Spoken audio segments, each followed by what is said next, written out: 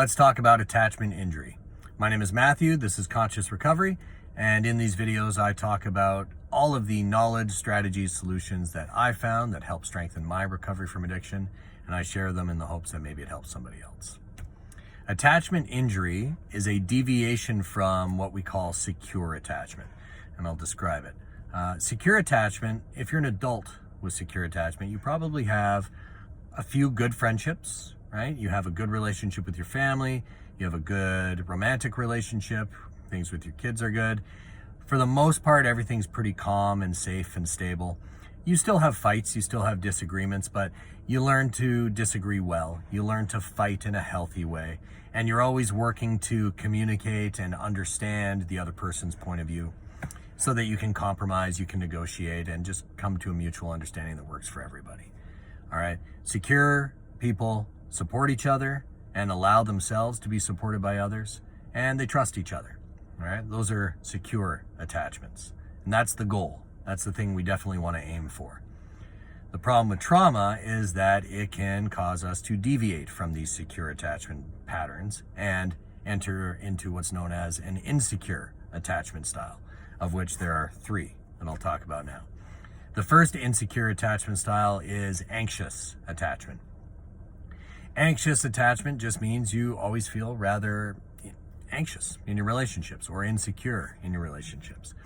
You have a deep yearning for connection with others. You want to have a romantic partner. You want to have good friendships. But when you're in those relationships, you never quite feel at peace. You never quite feel calm or stable.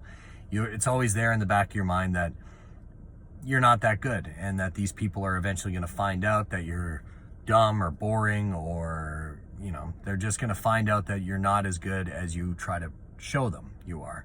And eventually they're going to find you out, and then eventually they're going to leave you, because who would want to be around a person like you anyways? Anxious attachment defined a lot of my relationships growing up. And if you're anxiously attached, you need a lot of validation. You need a lot of reminders. You ask a lot of questions like, are we okay? Is everything fine? And you're very critical of your own mistakes because you're constantly trying to be perfect for other people. You're trying to show them that you can do things well because you're afraid that other people are going to leave you. They're going to despise you for your mistakes, for all of your flaws, and they're ultimately going to reject you. That's anxious attachment. Then there's avoidant attachment. Avoidant is when you're just a little bit distant. You're a little bit aloof. You've convinced yourself that you don't need other people. You keep everybody at sort of an arm's length. You don't get vulnerable. You don't ask for help. Maybe you offer help, but you don't really have close connections. And this doesn't allow you to ever feel the calming, peaceful effect that relationships can have for you, where you can really confide in somebody and they can confide in you, and you accept each other and you forgive each other. Avoidant people don't really get to have that very much because everything is cold and distant. And this may help protect them from getting harsh rejection or having big fights, but it also doesn't allow them to have the benefit of relationships. So that's avoidant. And then the last attachment style, commonly seen with profound trauma, with severe trauma, is disorganized attachment, in which you have all the negative aspects of the insecure attachment styles, anxious or avoidant, and they manifest at different times in different places. It's disorganized. It's all over the place. But you're anxious sometimes, you're avoidant others, you shut down, you're needy, you're clingy. It's all happening at once. And this impacts your ability to have any good relationship at all, because the ultimate goal of these attachment styles, you want to build trust. You want to have trusting relationships where you can help each other. And if you had childhood trauma, you might be stuck in one of these insecure styles. The good news is these can be changed, okay? My approach is understanding that we have two different parts to our mind. System 1 processes, which are automatic, which are not of our choosing. And these are things like attachment styles. We might be living by these rules that we never even knew were there and feeling things that we don't know why we feel them.